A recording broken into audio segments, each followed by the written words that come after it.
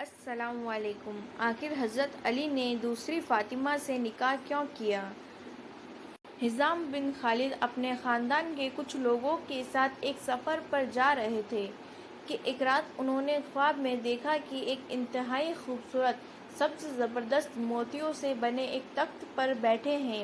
ان کے ہاتھ میں ایک نایاب موتی ہے جس کو وہ پلٹ پلٹ کر دیکھ رہے ہیں۔ اتنی دیر میں ایک مرد گھڑ سوار آتا ہے، ان کے پاس آ کر پوچھتا ہے، اے حزام بن خالد، کیا اس موتی کو مجھے بیچو گے؟ حزام بن خالد کہتے ہیں، مجھے اس موتی کی قیمت کا علم نہیں، آپ بتاؤ اس موتی کو کتنے میں خریدو گے؟ گھڑ سوار کہتا ہے، میں بھی تمہاری طرح اس کی قیمت نہیں جانتا اور مجھے یہ موتی ویسے بھی نیا ہی لگتا ہے۔ اس لیے اگر تم مجھے یہ موتی دے دو تو میں اس کے بدلے میں تمہیں ہمیشہ کی سرداری، مقام و منزلت، شرف و بکرت کی ضمانت دیتا ہوں۔ حزام بن خالد کہتے ہیں کہ میں نے اس خواب میں اس موتی کو اس گھڑ سوار کے حوالے کر دیا اور سرداری، شرف اور مقام و منزل کو قبول کر لیا۔ اتنی دیر میں میری آنکھ کھل گئی۔ حزام بن خالد نے یہ خواب اپنے قبیلے کے کچھ خاص لوگوں کو سنایا تو انہوں نے تعبیر کی اور بتائی کہ بہت ہی جلد تمہاری بیٹی جو کہ ہمارے قبیلہ بنو کلاب کی نایاب موتی ہے، اس کے لیے انتہائی مبارک عظیم شخصیت کا رشتہ آئے گا جس کے ساتھ تمہارے شرفت و عزت اور ہمشیرگی کی سرداری نصیب ہوگی۔ حزام بن خالد سفر سے واپس لوٹے تو ان کے اگلے ہی دن حضرت عقیل بنو طالب رضی اللہ عنہ بنو کلاب کے مہمان بن کر آئے۔ عرب میں یہ روایت تھی کہ جب بھی کسی قبیلے کے کوئی مہمان آتا تو وہ 2 دن تک اس کی ہی مہمان نوازی اور خدمت کرتے، پھر تیسرے دن اس کی آنے کی وجہ پوچھتے۔ حضرت عقیل بنو ابو طالب رضی اللہ عنہ کی 2 دن مہمان نوازی کے بعد قبیلے بنو کلاب کے سردار حزام بن خالد نے تیسرے دن ان کے آنے کا مقصد پوچھا تو وہ فرمانے لگے، میں اپنے بھائی علی بن ابو طالب رضی اللہ عنہ کا رشتہ اپنی بیٹی فاطمہ کے لیے لے کر آیا ہوں۔ حزام بن خالد کہنے لگے، امیر المومنین کے لیے ایک صحرا نشین عورت شائستہ نہیں ہے۔ جو صحرا نشینوں کے انتہائی تہذیب و مقدس میں پلی ہو، انہیں ایک بلند مرتبے والی عورت سے نکاح کرنا چاہیے اور ان دونوں کے درمیان فرق ہے۔ حضرت عقیل رضی اللہ عنہ نے ان کے کلام کو سننے کے بعد کہا، کچھ آپ کہتے ہیں اس سے امیر المومنین باخبر ہے اور ان اوصاف کے باوجود جو ان سے نکاح کرنا چاہتے ہیں ان کے بعد حزام بن خالد نہیں جانتے تھے کہ کیا کہیں، اس لیے حضرت عقیل بن ابی طالب سے مہلت چاہی تاکہ بیٹی کی ماں شماسہ بنت سہیل اور خود بیٹی سے پوچھ لیں، اور جناب عقیل بن ابی طالب سے مخاطب ہو کر کہا، میں اپنی بیوی اور بیٹی سے اس بارے میں مشورہ کروں گا۔ حزام بن خالد جب اپنی بیوی اور بیٹی کے پاس گئے تو دیکھا کہ ان کی بیٹی ام البنین کے بالوں میں کنگھی کر رہی تھی۔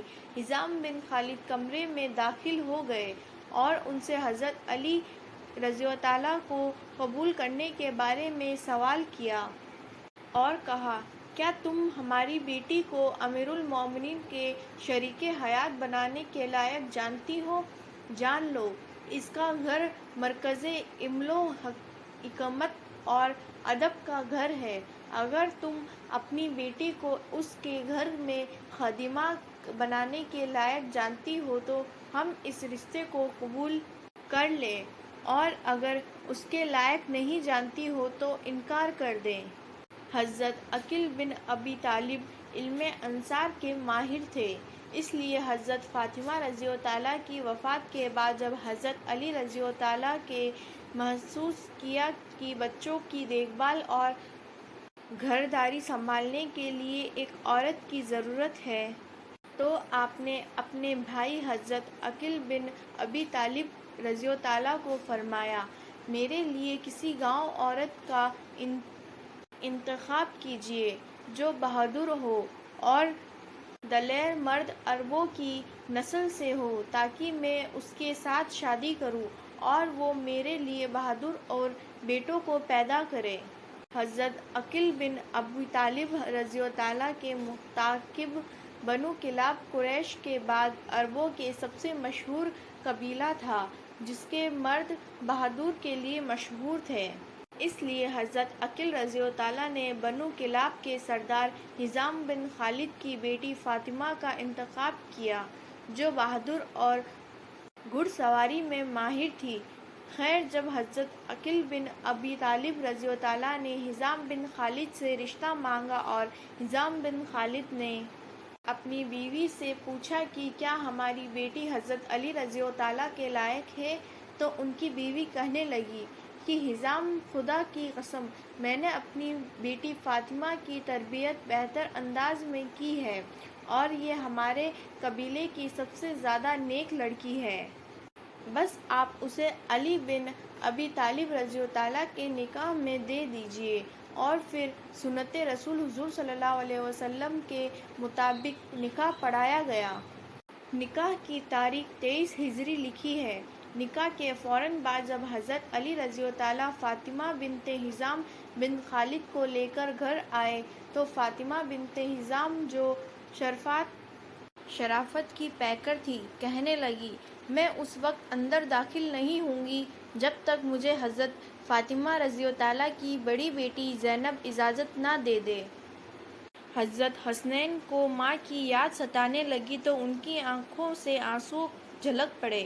جب فاطمہ بنت ہشام نے گھر میں قدم رکھا تو اس وقت حسن و حسین رضی اللہ عنہ کو تیز بخار تھا اور فاطمہ بنت ہشام نے اپنی شادی کی پہلی رات جنت کے سرداروں پر وار دی اور ساری رات ان کی خدمت میں گزار دی۔